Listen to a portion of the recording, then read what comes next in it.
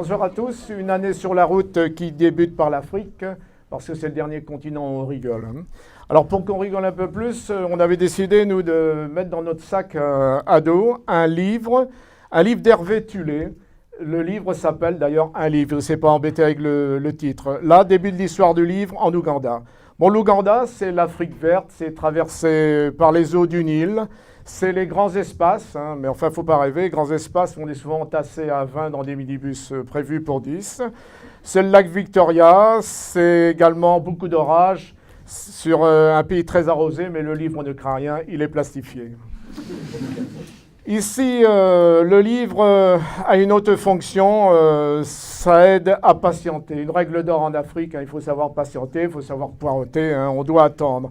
Alors quand le bus se fait attendre, eh bien c'est le livre qui circule. Les Espagnols disent esperar, c'est une façon d'attendre et d'espérer. On va traverser le pays des 1000 collines. On fait un trek de 100 km sur le haut du lac Kivu. C'est un plongeon au cœur du Rwanda rural.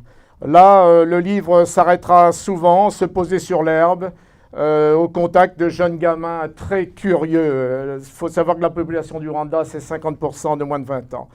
Sur les bords du lac Kivu, de magnifiques jardins tentent de faire oublier qu'ici, la terre s'est abreuvée du sang versé. 1 million de morts en 3 mois en 1994, le génocide le plus court du XXe siècle. Le Rwanda veut tourner la page et écrire une autre histoire. À la table du presbytère, un autre livre, la Bible. On s'est posé la question d'ailleurs de savoir pourquoi la charité chrétienne et la foi n'ont pas fait obstacle au massacre. Les deux curés ont éludé la question. Ils ont rapidement fait la bénédiction à l'eau bénite. On est passé aux bières, des grandes bières. Un petit pays, le Rwanda, mais des très grandes bières. À bord du lac Tanganyika, l'immense lac de Tanganyika, une bonne partie de rigolade avec les mamans tanzaniennes qui commentent en swahili, et c'est marrant comme langage, les pages magiques du livre. Alors c'est 2 jours et 2 nuits de traversée sur ce lac à bord d'une vieille canonnière. Des décès à bord d'ailleurs. Le livre va s'arrêter un petit moment au Malawi et nous avec. On avait besoin de repos. La traversée de la Zambie avait été éprouvante. Ici, nous sommes à l'intérieur d'une école de Zambie où les élèves tentent d'apprendre sans chaise, sans table, sans cahier, sans crayon et sans livre. On sait aussi faire la fête dans le village. On abattra une vache pour l'occasion. Les gamins donc se regrouperont autour de la communauté des anciens qui leur content des histoires et des légendes, tradition orale très forte et très peu de livres. Les vieux leur expliqueront comment autrefois le lac garnissait les filets des pêcheurs.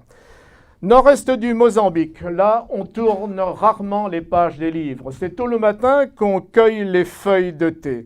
Région très très reculée où de rares voyageurs peuvent encore rencontrer de vieux colons portugais. Paysage splendide.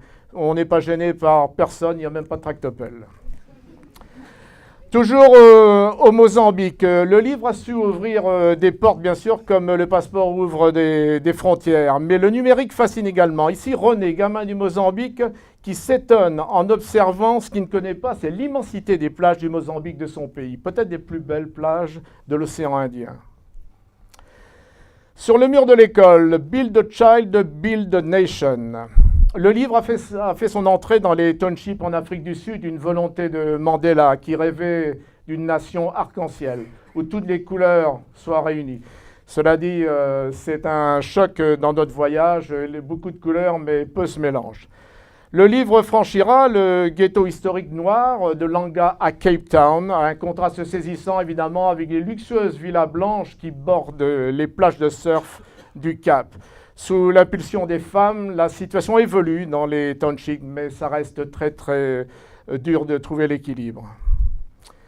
Au cœur de l'Afrique du Sud, on débarque au Lesotho, une enclave isolée, protégée par des hautes montagnes. Ce pays, c'est franchement une méthode de vie très ancestrale.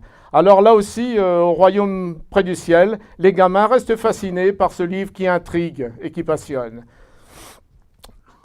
Alors ici, c'est les bergers du Lesotho qui ont l'habitude de s'envelopper dans des couvertures de laine, hein. Ce sont des paysages assez grandioses avec des clartés magnifiques, des villages sans électricité. L'Afrique, c'est comme un bon café, c'est noir et intense. On quitte l'Afrique, l'Afrique ne nous quittera pas.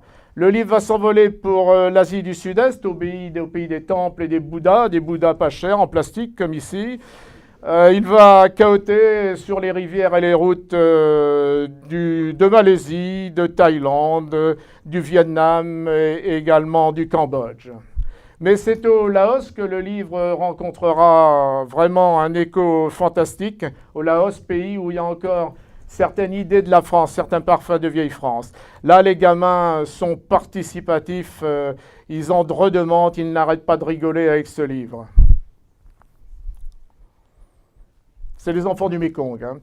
Alors, dans les régions reculées du Laos, tout à fait au nord, on regarde le livre, mais c'est un livre, on le regarde à distance. On sent déjà la pression chinoise qui impose même l'heure de Pékin dans ces villages. Le livre partira ensuite vers la Nouvelle-Zélande et les États-Unis, mais vous l'avez deviné, c'est une autre histoire, un autre livre.